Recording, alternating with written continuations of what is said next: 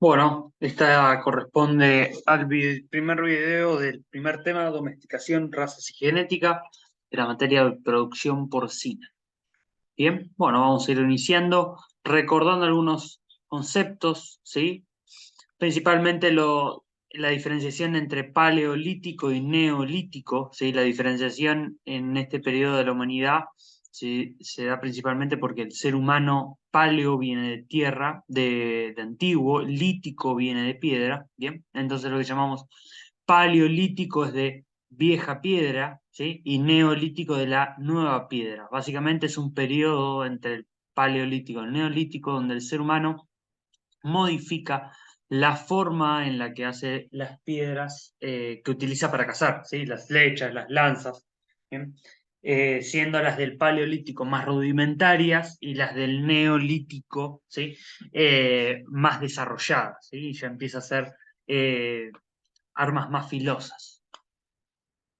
Bien, en este periodo ya saliendo en el Neolítico, ¿sí? Estamos hablando de un periodo de la prehistoria, o sea, no hay registro escrito de esto, ¿bien? Se desarrollan los primeros asentamientos, ¿sí? Göbekli Tepe es uno de los primeros, bien, los que están marcados en negro, eh, en lo que se llamó el creciente fértil, que es esta forma de media luna, bien, parte de lo que ustedes conocen como Mesopotamia, entre el Tigris y el Éufrates, ya vamos a llegar a eso, pero que básicamente abarca todo lo que sería parte de Israel, Jordania, bien, e Irak. También la parte de Anatolia, de Turquía, bien, donde se desarrollaron los primeros asentamientos humanos que tenían la característica principalmente de no ser asentamientos, podríamos llamar sedentarios, con agricultura, sino que eran asentamientos en parte nómades, en parte sedentarios, donde se alojaban en una determinada región, mediante caza y recolección extraían los recursos de esa zona y cuando la zona se agotaba de recursos, ahí se evaluaba la posibilidad de mover el asentamiento, ¿sí? Bueno, ahí existe cierto comercio, ¿sí? Entre el Valle del Indo, que queda en la India, ¿sí? Y Mesopotamia, esta zona donde estaba el creciente fértil, que sería esta media luna de acá, ¿bien? Y se sabe por registros de rastros que hay de cerámica que existía cierto comercio entre el Valle del Indo y Mesopotamia. Entonces es muy probable que haya habitantes del Valle del Indo que hayan desembarcado en Mesopotamia. Y esta gente se asienta y funda las ciudades que conocemos como propias del Imperio Babilónico, ¿sí? O de Sumeria. ¿Bien? Ahora los vamos a tratar como sinónimos. Pero básicamente estos asentamientos, estas primeras ciudades donde surge la agricultura, no, no son de gente propia del lugar, sino de gente que viene del Valle del Indo y se asenta en lugares donde ya había una civilización preexistente, ¿sí?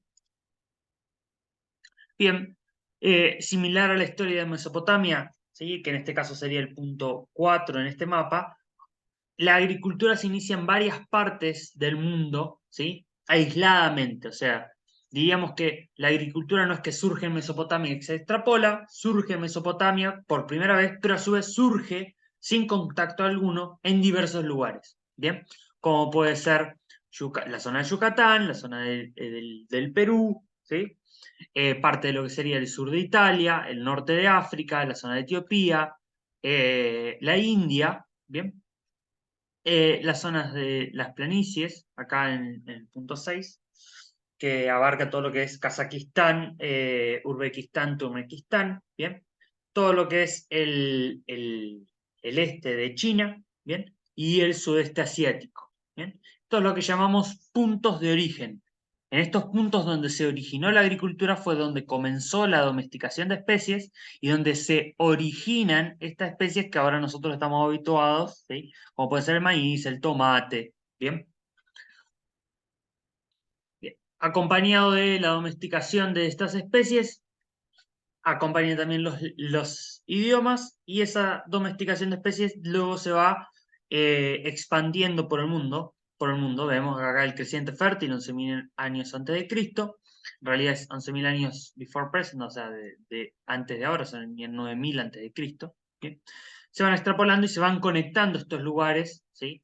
Hasta la actualidad, que obviamente hoy en día están totalmente conectados, todos estos puntos de origen. ¿Bien?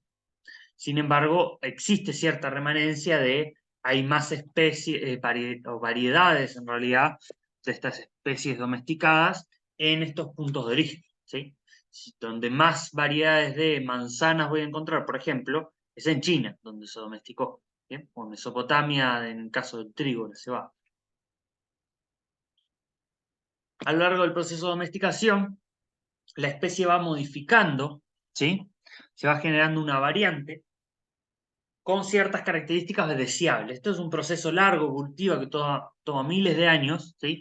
Más con las técnicas de mejoramiento que tenían los seres humanos en el pasado, ¿sí? Entonces parte de un trigo silvestre que tiene muy poco grano, ¿sí? Con muy poco almidón, y se van seleccionando aquellas plantas que tienen características deseables. Ya puede ser que los granos se caigan fácilmente, o sea, que desgrane fácilmente. Puede ser que los granos sean grandes, que sean más ricos. ¿Bien? Este es el caso del trigo, ¿bien? Que se domesticó en Mesopotamia, o el caso del maíz, que se domesticó en Perú, donde parte de una planta que es prácticamente indistinguible del maíz moderno, ¿sí? Parte del teosinte al maíz moderno. El maíz moderno podríamos definir que es la planta más domesticada que tenemos conocimiento, y obviamente que existen en el mundo, ¿sí? El maíz no sobreviviría, un maíz domesticado, un maíz comercial, no sobreviviría en la naturaleza, por numerosas características que tiene, ¿sí? Lo mismo pasa con el tomate, otro ejemplo. Todas las especies domesticadas que consumimos hoy en día parten de un antecesor muy distinto a la planta que conocemos, ¿sí? Un tomate silvestre diríamos que es un arbusto con bayas. En cambio, el tomate, claramente, las bayas han tomado muchísimo tamaño. Cuanto más pasa el tiempo de domesticación y más tecnología a su vez hay, eh, la diferencia es mucho más dramática. Un ejemplo de una especie que está domesticada, pero muy poco domesticada, es, por ejemplo, las blueberries, las bayas, que si uno las compra en el supermercado son muy chiquititas, ¿sí? Muy similares al ejemplo silvestre. Bien, bueno, acá tenemos un ejemplo de una planta de teosinte, una planta de maíz. En la planta de teosinte, comparada con una moneda, el tamaño de la que ahora llamaríamos mazorca, ¿sí? De la espiga. Y acá el tamaño de la mazorca claramente mucho más grande, con granos mucho más jugosos, ¿sí? La diferencia en este caso es abismal. Vemos que el teosinte ramifica, el maíz no, ¿bien? El teosinte también macolla, ¿bien? Eso es un término que van a ver en forrajes, ¿bien? Y a su vez produce numerosas espigas, panojas, perdón, macho, ¿sí? Y numerosas espigas hembra, pequeñas. En el caso del maíz comercial, maíz moderno, produce una única panoja macho, ¿sí? Y en todo caso, una o dos mazorcas, ¿sí? Aunque hay variedades de maíces que macollan, que producen un macollo y producen más mazorcas, ¿bien? Pero en general la tendencia es muy visible. Bien, en animales tendríamos tres formas de domesticación. La primera sería domesticación por comensalismo. Ese es el caso del jabalí, que dio origen al cerdo moderno, donde el animal se acerca a las comunidades humanas, ¿sí? A los asentamientos humanos, principalmente para comer restos de comida que quedaban, ¿sí? Se iban tirando los restos y se formaba como si fuera una especie de compost, ¿sí? No era que lo compostaban, pero sino que tiraban los desechos en un punto particular, y ahí venían estas especies y comían, ¿sí? Los restos. Otro ejemplo de domesticación por comensalismo es el lobo, ¿sí? Eh, Obviamente no hay que hay registro de esto, sino que es lo que se entiende que es lo que más probablemente haya pasado, ¿sí? Para que se dé esto. Otra posible relación por domesticación por comensalismo es, bueno, muy probablemente lo que hacían estos primeros ganaderos sería capturar o un animal herido o una cría, ¿sí? Eh, la encerraban, ¿bien? Y a partir de ahí iban seleccionando a aquellos que eran más de su interés, porque produjeran más carne o principalmente porque fueran más mansos, ¿sí? No fueran agresivos. Otro tipo de domesticación es domesticación por presa, ¿ven? Donde el ser humano se dedicaba a cazarlos, ¿sí? Y posteriormente, obviamente, el ser humano no, a estos primeros cazadores, estos primeros ganaderos, no le interesaba matar y extinguir a todo el rebaño, sino que justamente lo que le interesaba era que tuvieran más crías, por lo tanto cazaban en determinados momentos y a su vez guiaban o seguían a estas especies hacia zonas de pastoreo donde hubiera más pasto, ¿bien? O los guiaban o simplemente los acompañaban, ¿bien? Y en algún punto terminaban acompañando estos animales y conviviendo tanto los animales con el ser humano. Entonces los animales a su vez, si había alguno que era muy agresivo dentro del rebaño, lo sacrificaban, o a su vez cuidaban de los animales que no fueran capturados por otros predadores, etc. Y después tenemos lo que conocemos como domesticación directa, ¿sí? Un ejemplo de ello es la abeja está domesticada, la abeja apis mellifera, hay otras abejas que no son apis mellifera, que no están domesticadas, pero el caso de apis mellifera sí, donde no hay una convivencia previa entre el animal y el ser humano, sino que directamente se captura y ahí se pone en cautiverio. Bien, en los otros casos, domesticación por comensalismo y en domesticación por presa, existe una interacción previa a la captura entre la especie animal y el ser humano. Bien, bueno, acá vemos un gráfico de los distintos tipos de domesticación. La primera especie en ser domesticada es el lobo, ¿sí? Acá dice 12.000 años antes de Cristo, pueden ser 40.000 años antes de Cristo, esto varía mucho. Después, 4 especies que se domestican juntas en lo que llamamos revolución del Neolítico. Se llama revolución del Neolítico porque el cambio, esto de lo que hablábamos de paleolítico, de piedras viejas, y neolítico, piedras nuevas, es muy trascendental, ¿sí? Y en esta revolución del neolítico, donde se inicia la agricultura, se domestican 4 especies, digamos, en conjunto, que son la vaca, la cabra, la oveja y el cerdo. Después se van domesticando otras especies, ¿ven? Acá tenemos a la oveja, acá tenemos el gato, ¿bien? Acá tenemos la llama, la gallina, la paloma, ¿bien? El conejo, el alce, ¿bien? También tenemos el gusano de la seda. Bien. ¿Cuáles son las características que suelen tener especies domesticadas? Las vamos a destacar en los perros porque es la especie más domesticada de todas por gran diferencia, ¿sí? Además del gran tiempo que llevan sus hombres. ¿Sí? Principalmente es pelajes característicos, ¿sí? Esta cosa también tienen las vacas lecheras, ¿sí? Hereford, perdón, las Holando argentino o las New Holland, que tienen manchas características que las representan. ¿Sí? En caso del dálmata, ¿sí? Es algo que no vemos en el ejemplo silvestre. ¿Sí? Otra cuestión es la tranquilidad, ¿sí? Son poco agresivas, son tranquilas, son calmas. Otra cuestión es los ojos, ¿sí? Se ve la parte blanca de los ojos. ¿Por qué? Bueno, se sabe que nuestra parte blanca, ¿sí? De los ojos sirve para transmitir sentimientos y transmitir información, ¿sí? Transmiten más información unos ojos, son ojos más expresivos.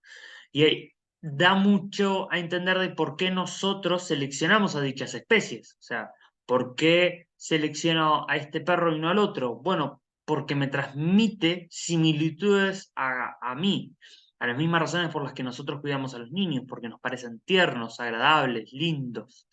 Bueno, el ser humano cuida a los animales por las mismas razones. O sea, el ser humano hace 10.000 años antes de Cristo era muy poco distante a nosotros, ¿sí? Se sabe por registros históricos que los conflictos y los tratos que había en la antigüedad son muy similares a los mismos conflictos y tratos que tenemos hoy en día entre los seres humanos, ¿sí? O sea, el ser humano siempre fue de la forma que es hoy. Y otra cuestión que es importante, que nos va a, ya estamos entrando en la parte productiva, que es el jadeo, ¿sí? Muchas especies animales no sudan, muchas especies animales domesticadas. El perro no suda, la vaca no suda, la oveja tampoco, la cabra tampoco y el cerdo tampoco. Son especies que no transpiran. Bien, ¿por qué? Bueno, probablemente que eh, involuntariamente se haya seleccionado por animales con menor olor, ¿sí? Y por lo tanto no transpiran. Bien, ¿qué parentesco tienen todas estas especies? Bueno, entran en lo que llamamos los artiodáctilos, ¿sí? Que se llaman así porque tienen un par de dedos, ¿sí? No todos, pero en general se caracterizan por tener un par de dedos, ¿bien? En cada pata, o sea, se apoyan en dos dedos delanteros. Ahí se diferencian los camélidos, los camellos, con todos los otros. Ya vamos a entrar en camélidos más adelante cuando hablemos del sistema digestivo en otros temas. Después se diferencian los suinos, ¿sí? El suino es el término más técnico para referirse a los cerdos. Y después separamos, ¿sí? Vamos a separar acá cetáceos, hipopótamos, ¿sí? Pecora, que digamos son rumiantes también, pero con ciertas otras características. Perdón, los mouse deer son ciervos chiquititos, bien, estos son rumiantes también, pero que no lo parecen. Y acá dentro de Pecora tenemos todos los que son los rumiantes que conocemos, ¿bien? Acá tenemos rumiantes, Pecora, y dentro de Pecora tenemos jirafas, los cervios, los ciervos, bovidae, los bovinos, ¿bien? Los antílopes, ¿bien? Y dentro de los bovinos, bovidae, separamos a su vez otros grupos, ¿bien? Y acá tenemos, por ejemplo, vemos los bovinos, donde ahí tenemos al bisón y al búfalo, ¿bien? Están todos juntos acá. Y después en otro grupo donde tenemos los que nosotros conocemos como ciervos, ¿sí? El impala, ¿bien? Las gacelas, eh, los oryx también, ¿bien? Bueno, ahora entrando a los suinos, ¿bien? Hay varios géneros de suinos, ¿sí? El que a nosotros nos interesa es sus, ¿bien? Acá hay otros géneros de suinos para que conozcan que hay otros géneros además de sus, ¿bien? Así como también hay otros que calificaríamos dentro de la familia de suinos, pero que no son suinos. Todos parten en sí de un antecesor común con características similares, ¿bien? Acá vemos una variedad de géneros y especies de jabalíes, pero que no son el jabalí que da origen al cerdo, ¿sí? La especie, ¿sí? Del cerdo domesticado, que sería el jabalí que posteriormente se domestica, que se llama Sus scrofa, aparece más o menos hace 4 millones de años, ¿bien? En el sudeste asiático, en lo que sería ahora Laos, Vietnam, Malasia, ¿bien? Toda esta zona. Ocurre una divergencia, o sea, el jabalí se expande por el continente euroasiático, ¿sí? Y ocurren en dos lugares distintos, en Europa y en China, la domesticación del cerdo, ¿sí? No en Europa, sino en Mesopotamia, que después se traslada a Europa, ¿bien? Y después, más o menos hace unos 200 años, con una hibridación, ¿bien? Donde el cerdo asiático o chino, ¿sí? Se cruza con el cerdo europeo, pero no el cerdo europeo con el asiático. Bien. Otra cuestión importante, que ya la vamos a ver, es que ocurre un cruzamiento del cerdo domesticado con el jabalí. O sea, siguen manteniendo esos cruzamientos.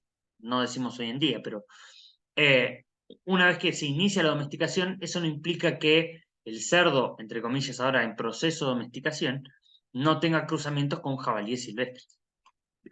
Características definitorias. Bien, principalmente el jabalí tiene el 70% de su peso en el tren delantero.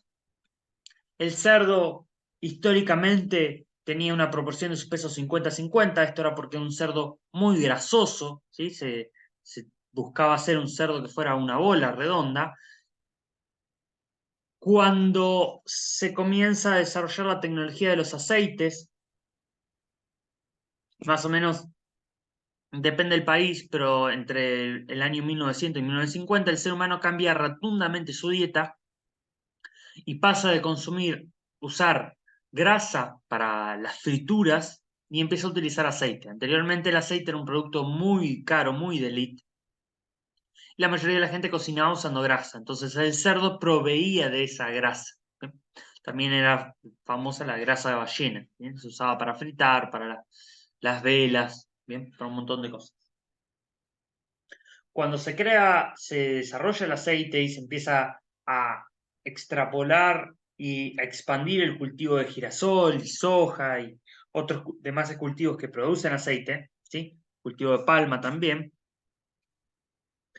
el cerdo ya pierde ese valor que le aportaba la grasa y se desarrolla únicamente para consumo de carne. Antes era carne y grasa, ahora es de carne. Entonces, el mejoramiento genético va en la búsqueda de animales con mayores cuartos traseros, que son la zona del jamón, que son los cortes de mayor precio. ¿Bien? Acá tenemos una imagen de cerdo de esa época, bien redondo, ¿sí? Con su peso distribuido tanto adelante como atrás. No estos cerdos que son más esbeltos, ¿bien? Y con el cuarto trasero mucho más desarrollado. Bien, entonces, en el caso del cerdo, se llega a decir que hay 5 puntos de domesticación. Nosotros lo vamos a resumir en que hay 2, ¿sí? Lo que sería la zona de Mesopotamia, ¿sí? O Turquía, en este caso, para este mapa o este investigador, ¿bien? Y que después se expande, en el caso de la domesticación en Mesopotamia, al resto de Europa, y en el caso de la domesticación en China, se expande el resto del continente asiático. En verde vemos la distribución actual del jabalí, ¿sí? Perdón, esta es la distribución natural del jabalí, ¿sí? En América hay jabalíes, pero son introducidos.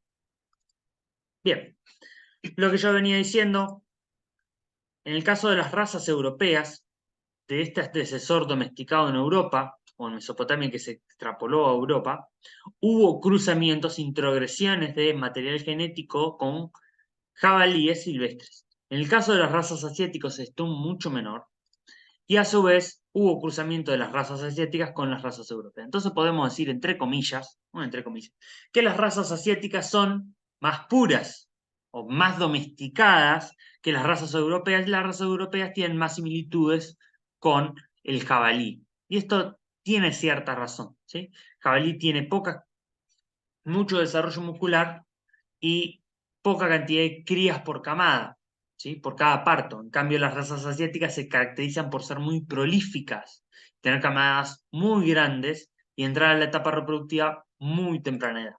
¿Bien? Entonces, las razas europeas se caracterizan por producir más carne y ser menos prolíficas, ¿sí? Las razas asiáticas por producir menos carne, son más chicas de tamaño, ¿sí? Pero mucho más prolíficas. Bueno, vamos al aspecto cultural. Ya hay en los primeros eh, yacimientos o ciudades, pueblos, podemos llamar, de la humanidad, hay registro de un consumo de carne de cerdo, de jabalí, ¿sí? Que allá había en Göbekli Tepe, ¿sí? En Turquía ya hay registro del ser humano consumiendo cerdo, eso se ve por los registros en los huesos, ¿bien? Y eso es en Altamira, España. No tengo acá la fecha puesta, no recuerdo cuándo es esta pintura, pero es del Paleolítico. El ser humano obviamente cazaba jabalíes, ¿sí? O sea, la dieta del jabalí, el intercambio que tenemos nosotros en el consumo de carne de cerdo es muy anterior a la historia humana. Bien, a su vez también muy importante el cerdo en la cultura china, ¿sí? Tanto es, que acá les pongo un ejemplo, lo que la palabra, ¿sí? O la simbología, para escribir en chino hogar o casa, ¿sí? Junta la palabra cerdo, ¿sí? Que es esta parte de acá, con la palabra techo. O sea, básicamente, perdón, la palabra para familia, ¿sí? O sea, para escribir familia en chino, nosotros estamos poniendo un cerdo abajo de un techo. Entienden la similitud de esto, la importancia que tenía el cerdo y tiene el cerdo en la cultura china. No por nada son los principales consumidores mundiales de carne de cerdo. Bien.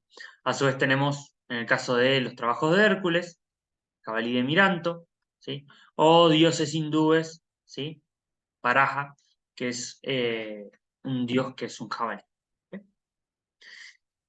A su vez existen en la cultura europea, debajo de las casas, ¿sí? Estaban el guardaganado, ¿sí?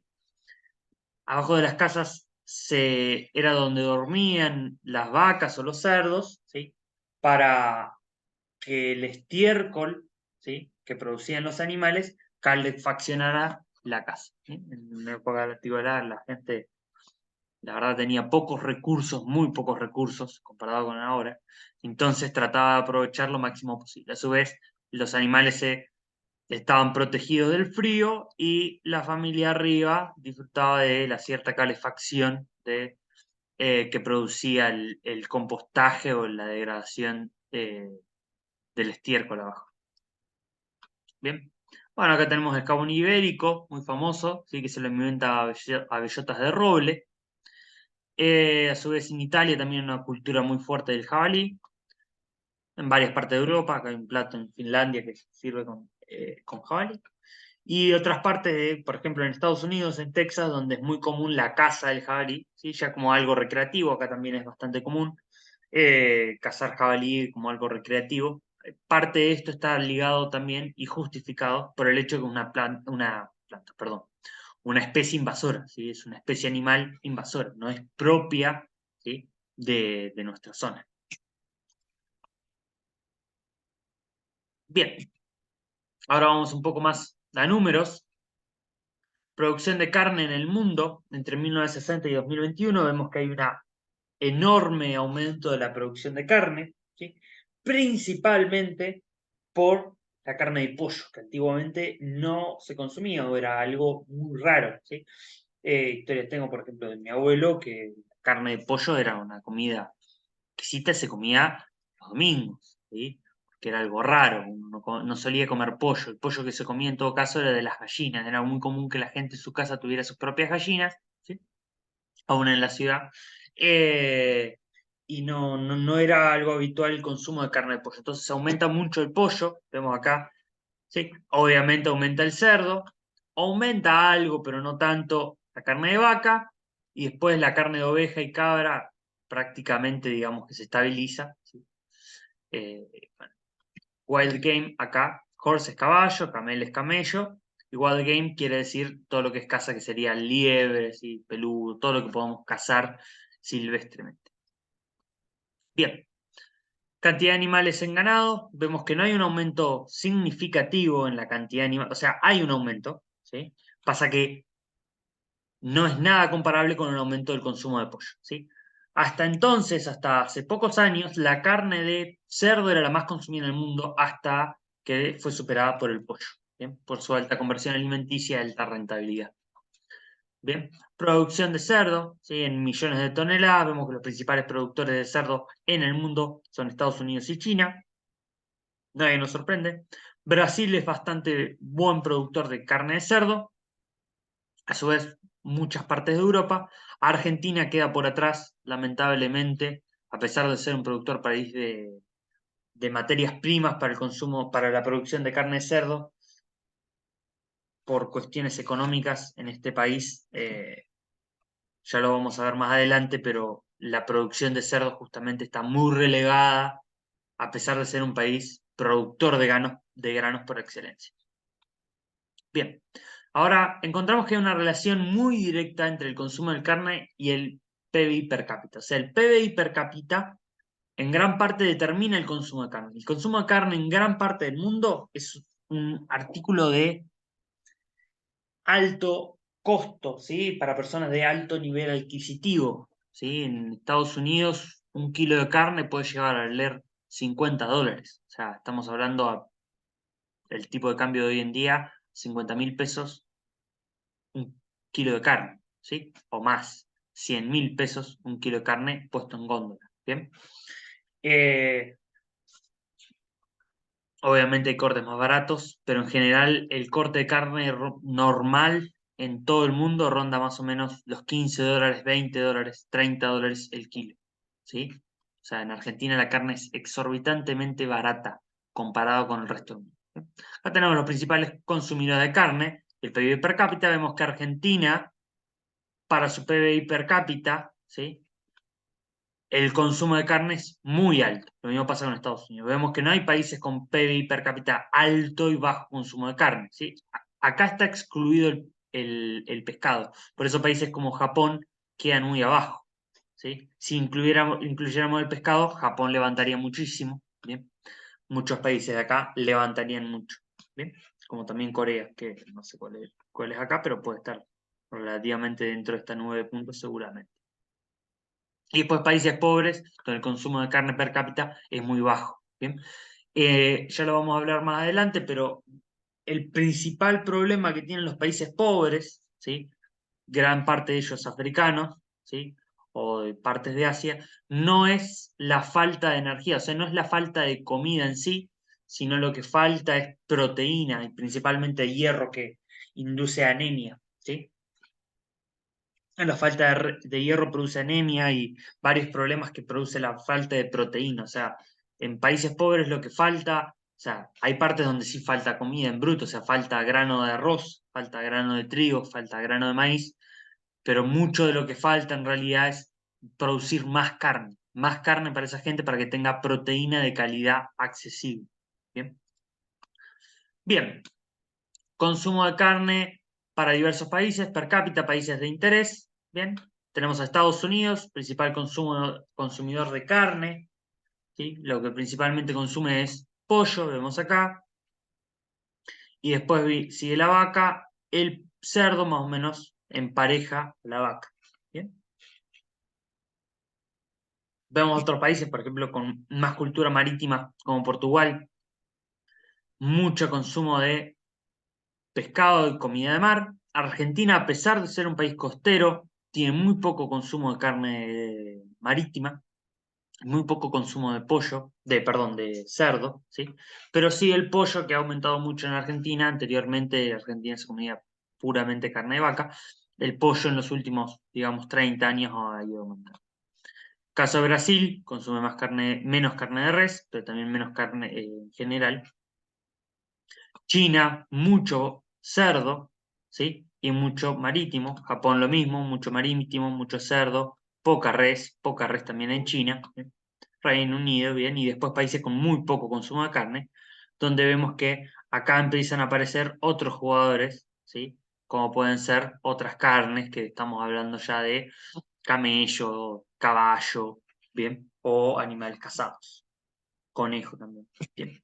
Bueno, ¿qué es lo que hace que una raza sea esa raza? O sea, lo que hace que una raza sea esa raza, parece un trabalenguas, es que alguien quiera que esa raza siga siendo esa raza. O sea, lo que algo determina que existe una raza A o B es que hay gente con la determinación de seleccionar animales que mantengan esas características, ¿sí?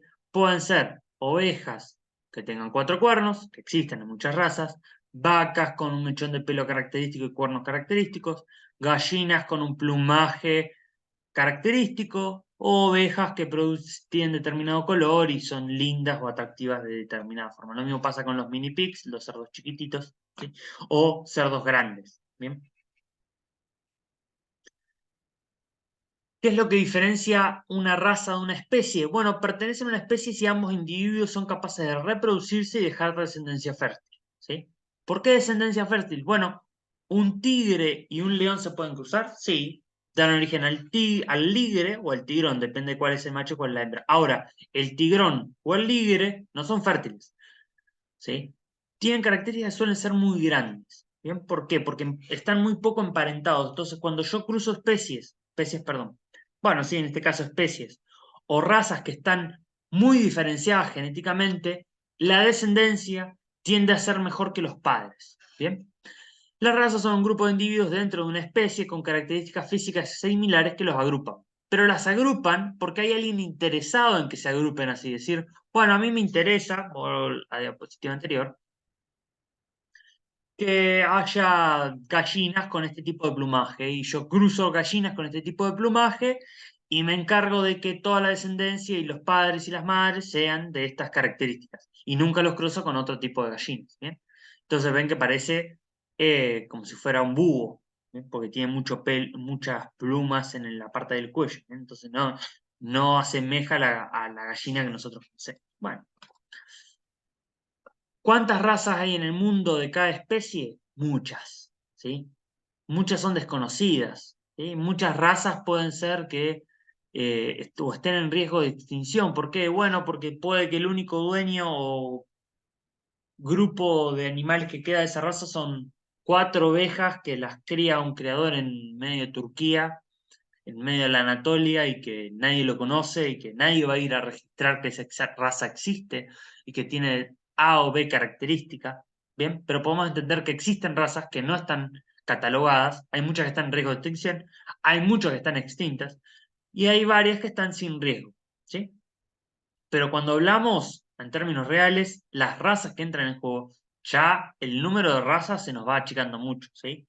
El número de razas que podría interesar para cada una de estas especies se reduce a menos de 20, con seguridad.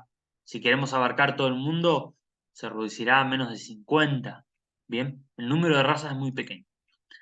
Ahora, ¿qué es lo que caracteriza que una raza sea esa raza? Bueno, principalmente las cuestiones físicas, no las productivas. Si yo tengo 2 vacas que físicamente son idénticas, parecen gemelas, pero que productivamente son distintas, yo puedo asegurar que son de la misma raza. Estoy casi seguro que son de la misma raza. Para ser de la misma raza tienen que tener mismas características físicas y a su vez un mismo linaje. ¿Bien? Pero ya teniendo características físicas iguales, yo puedo creer que son de la misma raza. Ahora, lo productivo no me define nada la característica de esa raza. ¿Cuánta leche produce? ¿Cuántos kilos de carne? ¿Qué tan rápido crece? ¿Cuánto pelo produce? Define poco, ¿sí? A qué raza pertenece. ¿Bien? Razas de cerdo, estas son europeas, Large White, Landas. ¿Sí? Landras es eh, propia del lugar, entonces tenemos muchos Landras, ¿sí? Tenemos el Landras alemán, el belga, el americano, el danés, ¿bien? Pero podemos llamarla todas Landras, son todas blancas, con similares características, muy similares. Duroc, una raza muy carnicera, con muy pocas camadas por cría, ¿sí? Este sería el ejemplo élite de raza europea, bien carnicera y con poco prolífica. Hampshire, otra raza, bien, que tiene una franja blanca en las patas delanteras. Yorkshire, otra raza también blanca, Pietrain con estas manchas negras características. ¿Bien? Después damos otra raza característica, Meishan, ¿sí? Una raza asiática, muy chica. Estos son adultas para que comparen con el tamaño, le deben llegar a la cintura del hombre arrodillado. Son muy pequeñas y entran en la etapa reproductiva a los 2 meses de edad. ¿Sí? Son muy prolíficas, tienen camadas de hasta 20 lechones, 25 lechones. Otra raza, una turca Magansila, para que vean, con lana, literalmente lana. ¿Sí? La diferencia entre lana y pelo, no vamos a entrar en eso, podrán consultar en rumiantes, ¿sí? Pero todos producimos una especie de lana, ¿sí? Lo único que, en este caso de esta raza, la han proliferado, o sea, seleccionado para que esta raza de cerdo produzca lana, ¿sí? Obviamente no es tan lanero como una oveja, pero tiene esa característica, ¿bien? En la medida que alguien se encargue de seguir proliferando esta raza y que tenga estas características, va a mantener esa raza lanera. Bien, ahora, si se cruza con otro, por ejemplo, con una Meillan o algo, con una Georgia, una Petran, va a ir perdiendo esa característica lanera. En bovinos y ovinos, ¿sí? Así como también en porcinos y en gallinas, vamos a decir que en el primer caso, las razas son importantes y en el segundo caso son poco o nada importante. ¿Por qué? Bueno, principalmente pasa que en las razas de ovinos y bovinos, para el productor, ¿sí? El material genético está muy diversificado, está muy puesto en los productores. Hay muchos productores, hay muchas cabañas que se dedican al desarrollo genético. Cambio en cerdos y en gallinas, vamos a hablar de líneas. En caso de cerdos hay líneas maternas y líneas paternas. ¿Qué pasa en cerdos y en gallinas? Bueno, está tan tecnificado el material genético que hay empresas muy especializadas en la producción de material genético para cerdo y para gallinas. Por ejemplo, en el caso de gallinas, la producción de abuelas, ¿sí? Que son, digamos, las que van a dar origen a las madres, que van a dar origen a las pollitas que después van a poner los huevos. La selección de abuelas está en manos de 3 empresas a nivel mundial. 2 danesas y una creo que es americana, si no me equivoco. O sea, son muy pocas empresas que se dedican a esto. ¿Por qué? Porque son muy buenas en lo que hacen y a nadie le interesa competir. ¿Por qué? Porque ya es lo mejor que hay. ¿Se entiende? No es competitivo para un productor ponerse a hacer mejoramiento de gallinas. Desde el punto de vista productivo, ahora, yo puedo hacer mejoramiento de gallinas para gallinas como mascota o cerdos como mascota o con una característica en especial que hace que haya productores que le interese producir esa gallina o ese cerdo. Bien, bueno, vamos entrando en lo que podemos llamar la última parte, ¿sí? Que es los principios básicos de genética. ¿Sí? Hay cuestiones básicas de genética que necesito que se sepan. Vamos recapitulando. La célula tiene un núcleo, el material genético está dentro del núcleo, ¿sí? Hay parte del material genético que está en la mitocondria, pero eso lo vamos a ver en el tema siguiente. En el núcleo hay un cromosoma, ¿sí? Esos cromosomas adentro está muy replicado, muy plegado sobre sí mismo el ADN, ¿sí? Que es básicamente una conjugación de nucleótidos, ¿sí? De guanina, citosina, adenina y tiamina, ¿sí? Son unos aminoácidos que están replicados uno sobre otro, sobre otro, sobre otro, conforman el ADN y a su vez eso conforma el cromosoma. El cromosoma o el ADN sería básicamente como las instrucciones para construir el cuerpo humano, para construir la célula, para cómo funcionar, cómo respirar, cómo mover la sangre, cómo correr, como todo. Toda la información que conforma al ser humano, a los animales, a las plantas, está guardado en este ADN. ¿Sí? Básicamente como si fuera un manual de instrucciones de, bueno, qué hacer, qué hacemos, cómo se construye todo, desde la célula, la piel, el corazón, todo. Cada aspecto está guardado en el cromosoma del ser. ¿Bien? Diferenciamos mitosis y meiosis, ¿sí? En una de las células diploides, que son las células que conforman la mayor parte de nuestras células en el cuerpo, prácticamente el 99% de nuestras células son células diploides, perdón.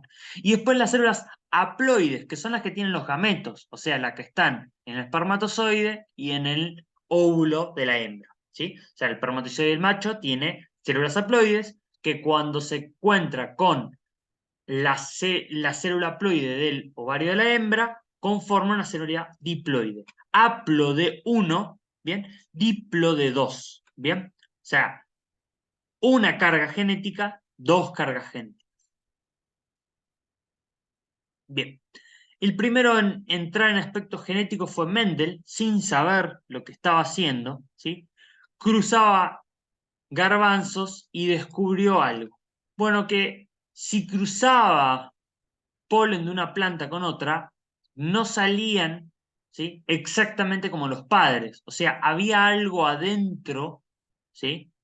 Que determinaba que había una cierta proporción para que a veces, por ejemplo, cruzando flores rosadas, terminara dando una con flor blanca.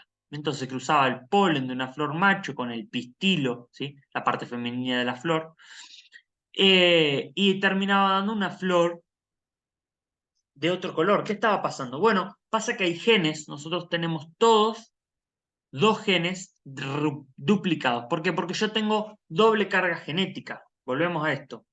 Yo tengo la carga genética de mi papá y de mi mamá, ¿sí? Que forman mi célula diploide. O sea, yo tengo mi cromosoma, por ejemplo, que es XY, yo tengo un X que viene de mi madre y un Y que viene de mi padre. Una hembra tendrá un XX, tiene una carga genética que viene de la madre y otra que viene del padre. El X, el otro X, proviene del padre.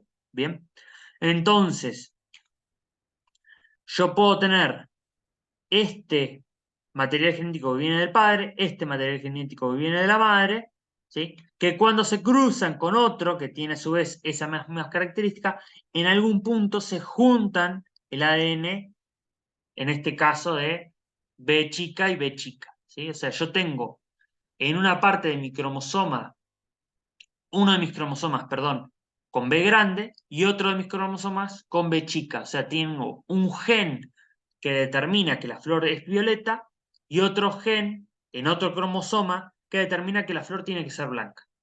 ¿Bien? O sea, yo tengo el gen para hacer la flor violeta y tengo el gen para hacer la flor blanca. Yo lo tengo. Está en mi ADN. Ahora, ¿qué pasa? El gen violeta supera al blanco, es más fuerte que el blanco. Entonces, cuando aparece el gen para flor violeta, se expresa el de violeta, no se expresa el de blanco. Siempre se expresa el de violeta, siempre que esté. ¿Cuándo se va a expresar el de blanco? Cuando la única material genético que tengo es blanco. O sea, si mi papá me dio un gen para flor blanca y mi mamá me dio un gen para flor blanca, mis flores van a ser blancas. Ahora, si mi papá o mi mamá me dio un gen para flor violeta y mi papá o mi mamá me dio un gen para flor blanca, mis flores van a ser violetas. Si mi papá o mi mamá me dio un gen para flor blanca, perdón, para flor violeta, y mi papá y mi mamá me dio un gen para flor violeta, mis flores van a ser violetas. Entonces, tres cuartas partes de las flores van a ser violetas y una cuarta parte van a ser blancas. Pero eso no habla sobre lo que está adentro, sobre el material genético que hay dentro. ¿Bien? Entonces, en el fenotipo, ya vamos a entrar en esto, yo voy a ver que la proporción de flores van a ser tres cuartas partes violeta, una parte blanca. Pero en el genotipo, lo que está en los genes, ¿sí? Una parte va a ser puramente violeta, una parte va a ser una mixtura entre violeta y blanca, pero yo no lo voy a poder ver. Va a estar en los genes, pero no lo voy a poder ver. Y otra que va a ser puramente genéticamente blanca. ¿Bien? Esto a su vez lo podemos extrapolar a más cantidad de genes. Podemos decir, bueno, se está expresando acá. A la A le estamos hablando a el caso de, si no entiendo mal, el color. Y en el caso de B es la forma. ¿Bien? Entonces, yo estoy acá expresando dos tipos de genes y acá la cosa se complejiza aún más. Llamamos a la generación F1 si yo conjugo dos grupos, ¿sí? Uno en este caso con porotos amarillos y redondos y otro con porotos verdes y arrugados. El verde y arrugados es recesivo, llamamos. ¿Por qué? Porque tiene dos genes recesivos acá. O sea, tienen gen recesivo A, otro gen recesivo A, y un gen recesivo B y otro gen recesivo B. O sea, su papá le dio gen recesivo A y B, y su mamá le dio gen recesivo A minúscula, B minúscula. O sea, todo minúscula. En caso, este poroto, ¿sí? Esta planta que produce porotos amarillos y redondos, recibió de su padre A mayúscula y B mayúscula y de su madre A mayúscula, B mayúscula. O sea, acá es todo mayúscula, acá todo minúscula. Este es todo dominante, este es todo recesivo. ¿Me siguen?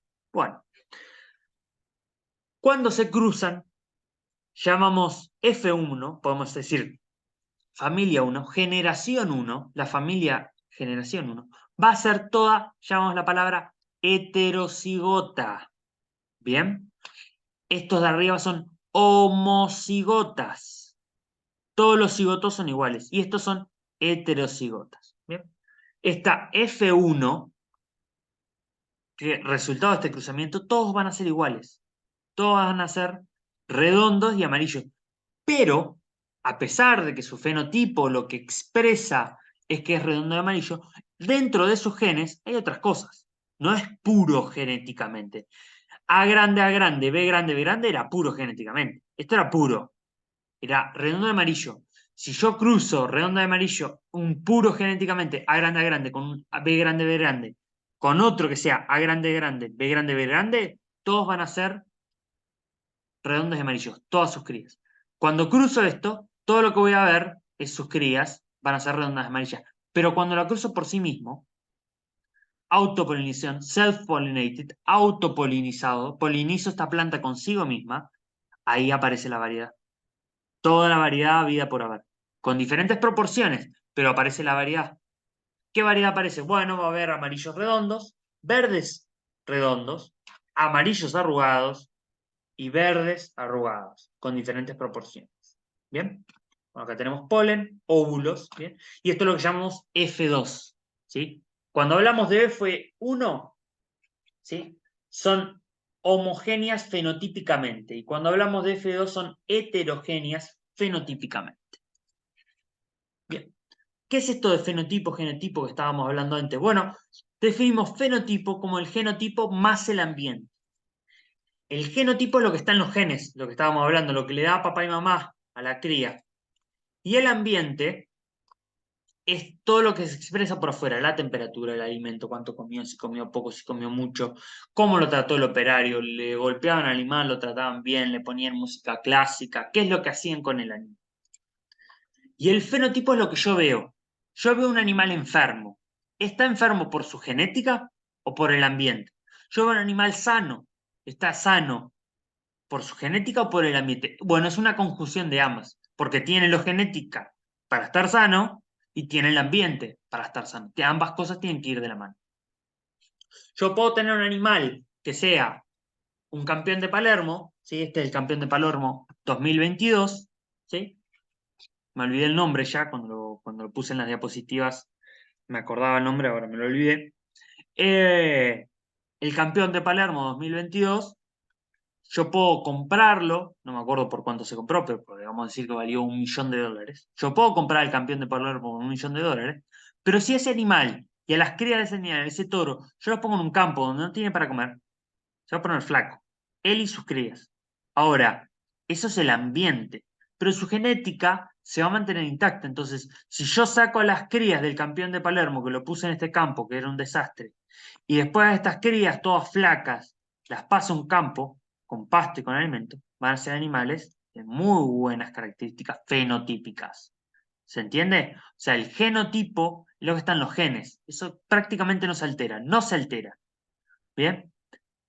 Pero se puede expresar o no en determinado ambiente. Ahora, la cuestión es, ¿vale la pena comprar un animal que salió hipotéticamente $1.000.000 y poner en un campo que no es para un animal de $1.000.000? No, no se justifica. Entonces decimos, bueno, esto tiene que estar balanceado.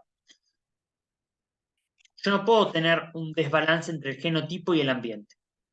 ¿Qué sería lo correcto acá? Bueno, si yo puedo tener un buen ambiente, voy a invertir en una buena genética. Ahí sí vale la pena. Pero si no puedo tener un buen ambiente, no vale la pena que invierta en una buena genética. O sea, no tiene sentido tener la mejor genética en el peor ambiente, ni tener el mejor ambiente con la peor genética. ¿Sí? Entendemos que estas cosas deberían estar de la mano, estar balanceadas. Bien. Bueno, ahora cuestiones básicas de genética. Hay algo que se llama media. Media o promedio. ¿Sí? La media de los animales es el promedio de los animales. Yo puedo decir, el peso promedio de esta especie es, adulta a los 6 meses, es 100 kilos. Pero va a haber animales que van a pesar más y va a haber animales que van a pesar menos. ¿Bien? Esto es lo que llamamos una función normal. ¿Bien? Se llama así. Normal es el nombre, no porque sea normal en términos cotidianos, sino que la función se llama en sí función normal. Si yo agarro de esta media, min es media, ¿sí? Perdón, no tuve el tiempo de... Top bottom animales sería los animales de lo más bajo y los top animales serían los animales de lo más alto. Si yo agarro estos que son los mejores animales, ¿sí? Este acá, top un sexto, o sea, un sexto de los animales, 2/3 estaría acá y el otro sexto estaría acá. Yo agarro el top de estos animales, voy a estar agarrando lo mejor, pero eso no me asegura que sea lo mejor genéticamente, porque estos animales pueden ser mejores porque el ambiente fue mejor, porque comieron más, porque eran los líderes del grupo, porque fueron la cabeza de aparición, entonces eran animales más grandes con respecto al grupo. No lo puedo saber, ¿se entiende? Yo no puedo ver los genes. Yo lo único que puedo ver es que el animal es más grande. Bien, es más pesado, pero ¿por qué? Volvamos para atrás. Este campeón de Palermo, ¿por qué es más grande? ¿Porque genéticamente es mejor o porque le dieron más de comer? Bueno, eso no lo puedo saber, ¿sí? Lo que yo puedo ver es su descendencia. Si su descendencia es buena, ¿sí? O si sus antecesores eran buenos, ¿sí? Yo puedo estipular, bueno, si su papá era bueno, su abuelo era bueno, su tatarabuelo era bueno, su tatarabuelo era bueno, bueno, muy probablemente haya una cuestión genética ahí que está reflejada, ¿sí?